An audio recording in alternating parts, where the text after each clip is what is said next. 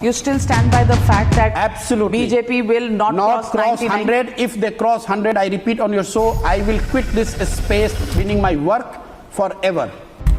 सो जिस व्यक्ति को आपने अभी सुना वो थे प्रशांत किशोर। प्रशांत किशोर को लोग पीके के नाम से भी जानते हैं। प्रशांत किशोर राजनीतिक दुनिया के सबसे बड़े रणनीतिकार हैं। ये ऑनलाइन तथा ऑफलाइन कैंपेन चलाने में माहिर है। Prashant Kishor on ground campaign चलाने में भी माहिर हैं। ये नेताओं को बताते हैं कि किस तरह से इलेक्शन लड़ा जाता है और डेटा और सोशल मीडिया का उपयोग कैसे किया जाता है चुनाव जीतने में। प्रशांत किशोर डेटा के माहिर खिलाड़ी, साथ ही साथ ये सोशल मीडिया को एक वेपन की तरह यूज करते हैं। प्रशांत किशोर अभी तक 12 से ज्यादा लोगों को मुख्यमंत्री बनने में हेल्प कर चुके हैं। प्रशांत किशोर को लाइमलाइट तब मिली जब उन्होंने 2014 में नरेंद्र मोदी के साथ काम किया और उन्हें कई सारे टैक्टिक्स अपना के प्रशांत किशोर ने नरेंद्र मोदी को जीत का रास्ता दिखाया। फिर उसके बाद 2015 में इन्होंने नीतीश कुमार को बिहार में भारी बहुमत दिलवाई। 2014 में मोदी की भारी जीत के बाद पूरे देश में मोदी लहर छा गया था, लेकिन प्रशांत किशोर ने 2015 में नरेंद्र मोदी का विजय रथ बिहार में रोक दिया और नारा लगाया, बिहार में बहार हो नीतीश कुमार।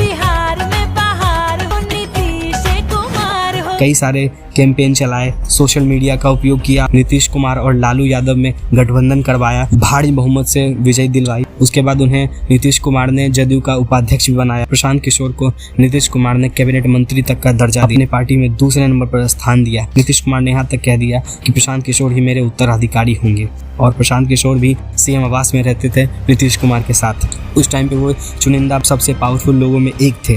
उसके बाद उन्होंने कैप्टन अमरिंदर सिंह के लिए पंजाब में इलेक्शन कैंपेन की, उन्हें भारी बहुमत से जिताया।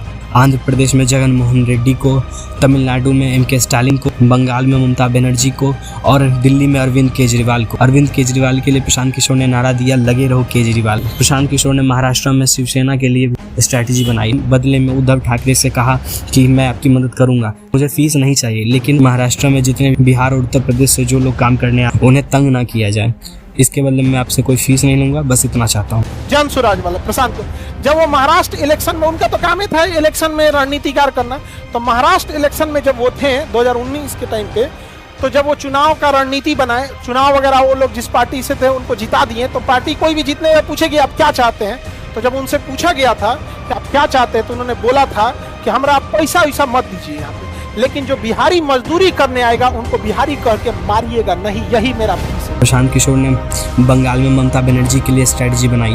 बंगाल में जहां सारे एग्जिट पोल ये दिखा रहे थे पश्चिम बंगाल में भी अब सरकार बनाने वाली है। प्रशांत किशोर ने खुला चैलेंज दिया, अगर भाजपा 100 सीट से ज्यादा लाती है तो मैं राजनीतिक दुनिया से संन्यास ले लूंगा। BJP will not cross 100. If they cross 100, I repeat on your show, I will quit this space, meaning my work, forever. और हुआ भी कुछ ऐसा। जिस दिन रिजल्ट आया तो काफी चौंकाने वाला रिजल्ट था। पश्चिम बंगाल में टीएमसी भारी बहुमत से जीती और भाजपा 100 सीट भी क्रॉस नहीं कर पाई। तो यही थे प्रशांत किशोर, राजनीतिक रणनीतिकार के रूप। इनका लगभग 10 साल का कार्यकाल था। बंगाल इलेक्शन जीतने के बाद एक टीवी इंटरव्यू प्रशांत किशोर ने कह दिया, I am quitting this space, मैं यह काम छोड़ रहा हूँ। 2 अक्टूबर 2022 को प्रशांत किशोर ने बिहार में जनसुराज पद यात्रा शुरू की और गांव-गांव गए। प्रशांत किशोर 5,500 से ज्यादा गांव में पैदल चले और जनसुराज के बारे में लोगों को जगाया, लोगों को समझाया कि वोट की ताकत क्या होती है। हमें वोट किसी नेता का चेहरा देखकर नहीं देना चाहिए, नेता दल को देख के नहीं देना चाहिए, बल्कि ये देख के देना चाहिए कि हम किस बात के लिए वोट देते हैं। संकल्प लीजिए, जात पर नहीं, धर्म पर नहीं, 5 किलो अनाज पर नहीं, नाली गली पर वोट नहीं। आपका वोट की कीमत 5 किलो अनाज है। कोई आई तो अलग के भाई आई नाली बनवा दे, मेरे वोट दे देनी, तब 5 वर्ष भीख मांगी। आपके वोट की कीमत है आपके बच्चों का बेहतर भविष्य, और वो तब सुधरेगा जब बच्चों के पढ़ने का व्यवस्था होगा। जो आपका घर का जवान लड़का बहरी रोजगार करने चला गया, उसको लाकर यहाँ रोजगार देगा, उसको ना वोट देना चाहिए। आप अपने बच्चों के लिए खड़ा होइए, ये बताने आए। 2 अक्टूबर 2024 को प्रशांत किशोर ने लगभग 1 करोड़ संस्थापक सदस्यों के साथ अपनी पार्टी की शुरुआत की, जिसका नाम है जनसुराज पार्टी, जो अभी बिहार में 243 सीटों पर चुनाव लड़ने वाली है।